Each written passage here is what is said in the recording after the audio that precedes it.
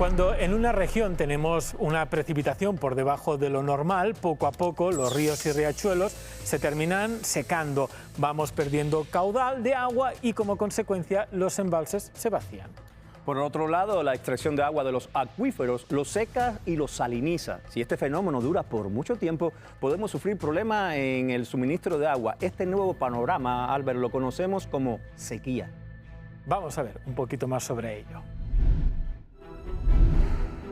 Se define sequía como la falta de lluvia durante un periodo de tiempo prolongado que produce la sequedad del suelo y una escasez de agua, y es aquí donde empiezan los problemas.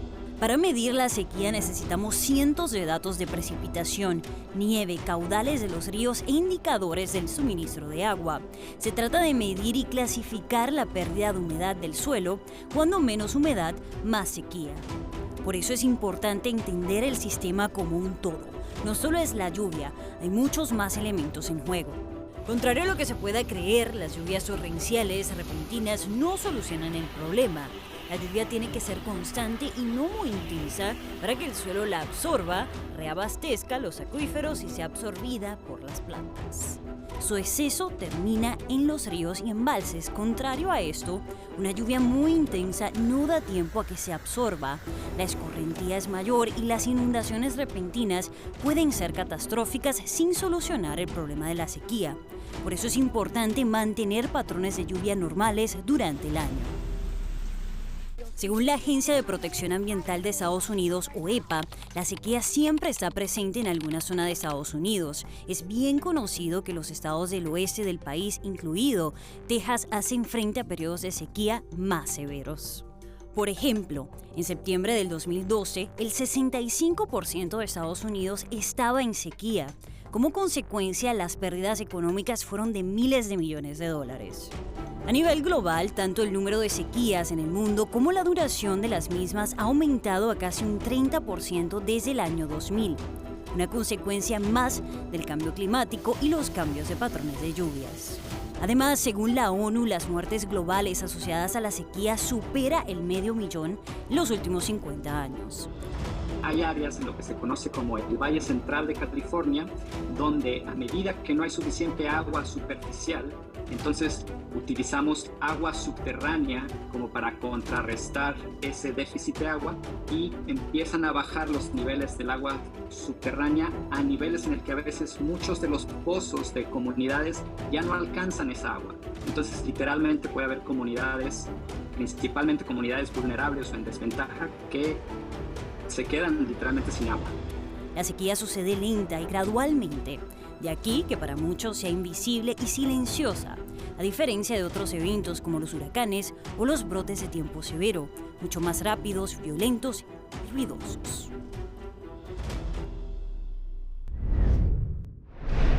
El cambio climático nos traerá eventos más extremos. En una parte del mundo lloverá más, en otra, ya lo veis, la sequía será la protagonista. Y es que esto nos afecta en todos los continentes, siendo Asia, América del Norte y el Caribe los que más dinero pierden con las sequías que cada vez se están extendiendo durante periodos más largos. Fijaros, la frecuencia de las sequías van a aumentar en los próximos años en Texas, Oklahoma, Kansas, también en estados como Georgia. Así que tendremos que cambiar la forma en la que vivimos y nos alimentamos. Y es que una vegetación más seca es más fácil que se termine quemando, y los incendios en los últimos años no han parado de aumentar. Cada vez son más grandes, más intensos y más difíciles de controlar. ¿Cómo evolucionará Estados Unidos de aquí al 2050? Pues fijaros, la sequía aumentará en el norte, estados como Wyoming, en la zona de las montañas, pero también en el centro del país. Así que tendremos que adaptar nuestras viviendas, nuestras infraestructuras. Si seguimos creciendo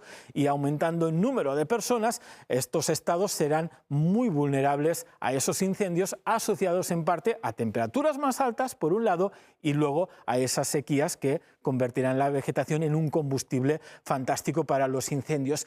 Además, esos patrones de lluvia que cada vez serán más irregulares en zonas secas sin vegetación pueden favorecer inundaciones mucho más críticas. Y en el caso de los incendios, lo hemos visto a lo largo de los últimos años, tendremos que adaptarnos y nuestras casas quizás en los próximos años no podrán estar rodeadas de vegetación, ya que será muy fácil que al quemarse pueda llegar esas llamas a nuestra vivienda. Así que la adaptación, la resiliencia es crucial en los próximos años para hacer frente a esa sequía que también nos puede dar inundaciones repentinas. Abel. La sequía y los incendios forestales tienen una correlación recíproca. Cuanto más sequía, generalmente, más incendios forestales ocurren. Y viceversa, cuanto más incendios forestales, más sequías. Además, los incendios como este que estamos viendo liberan una gran cantidad de gases al medio ambiente. Esto puede contribuir al calentamiento global. Albert nos preparó una explicación más detallada al respecto. En un abrir y cerrar de ojos, un incendio forestal ha convertido todo lo que estáis viendo en un montón de cenizas. Las familias que podrían enfrentarse a una escena como esta necesitan recibir a su celular a tiempo las alertas que les pueden permitir ejecutar su plan de evacuación y así mantenerse a salvo. Y es que fijaros, las llamas que están quemando detrás todavía están descontroladas y para combatir este fuego necesitamos entender la ciencia que hay detrás de los incendios forestales.